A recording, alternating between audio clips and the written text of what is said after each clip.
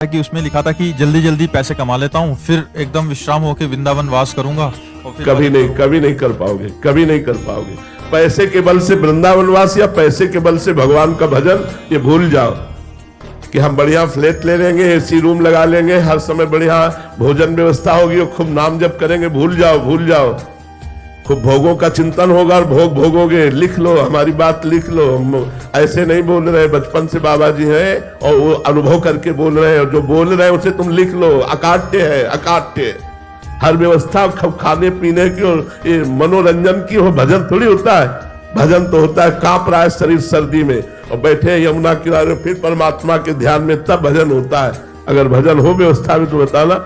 सुबह उठो, रजाई ओढ़ करके माला हाथ में ले लो तो माला छूट जाएगी, भजन होगा। ऐसे भजन होगा। अच्छा, रोज टिफिन बढ़िया लगकर चक्का रहा है तो भोग अच्छे लगेंगे कि भजन अच्छा लगेगा? ये भजन खिलवाड़ नहीं भाई। जिसका भोजन नीरस उसका भजन सरस, और जिसका भोजन सरस उसका भजन नीरस। रुपया के बल से भजन होता तो बड़े बड़े महान चक्रवर्ती सम्राट हुए, सब भजन करके भगवान को प्राप्त हो जाते। भजन करो, जो व्यवस्था भगवान ने दी है वो भगवान की अनाथ सकल संपदा तुम्हारी, मैं सेवक समेत सुत नारी। और भजन में लगो तो भजन हो सकता है, लेकिन रुपया में लग के की व्यवस्था कर ले फिर भजन करेंगे, कदापि नहीं हो सकता। अरे कि जल्दी जल्दी मेहनत अभी आज ही कर लेते हैं कल के लिए।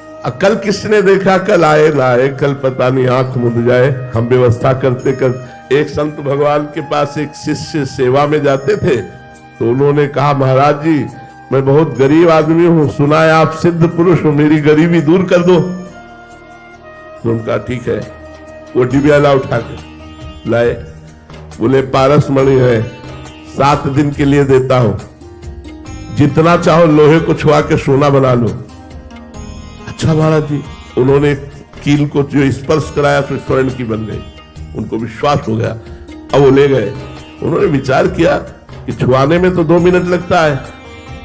पहले जमीन बेची, घर को गिरवी में रखा, सब जितना प्रॉपर्टी जो कुछ की सब जाके लोहा खरीद के ले आवेंगे, और घर में सब लोहा जमा करके बस छुआ दिया, सब सोना बन गया। अब वो जमीन बेचना, ये बेचना, वहां से लोहा लाना, ये लाना, वो लाना, वो ये भूल गए कि 7वें दिन हमको वापस करनी है।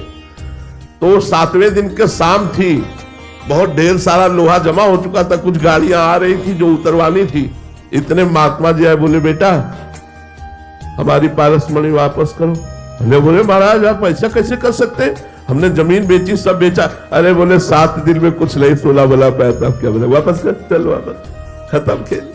जो था वो भी कबाड़ में बदल गया, किसी काम में नहीं आया। तो जो लोग ऐसा सोचते हैं ना कि हम कल बदल करेंगे, नहीं, काल करे सो आज कर, आज करे सो अब, पल में परलय होएगी, बहुत करोगे कब। आज ही राम राम बोलो, आज ही राधा राधा रटो, कल जैसी परिस्थिति होगी देखा जाएगा, कल मंगलमय हो। अरे जी, गृहस्थ में तो बहुत सारे ग्रह आ रहे हैं। हम कह रहे हैं सबसे बड़े गृहस्थ हम हैं। तुम्हारा परिवार कितना बड़ा? हमारा परिवार गिन लो, हजारों में मिलेंगे। सबसे बड़े गृहस्थ हम। गृहस्थ का मतलब ये थोड़ी है कि कोई बंधन है। अब हमें क्यों बंधन नहीं? सब हमारी श्री जी का है, हमारा कुछ नहीं, सब श्री जी का, सब प्रभु का है। वही बात तो आपको बोलनी है, बात बराबर हो गई ना। नाथ सकल संपदा तुम्हारी, मैं सेवक समेत सुत नारी। कोई बंधन नहीं भाई, आपने मान रखा है बंधन, मान रख। अगर एक लंगोटी में आसक्ति है तो वो आसक्ति हमारा पतन करा देगी।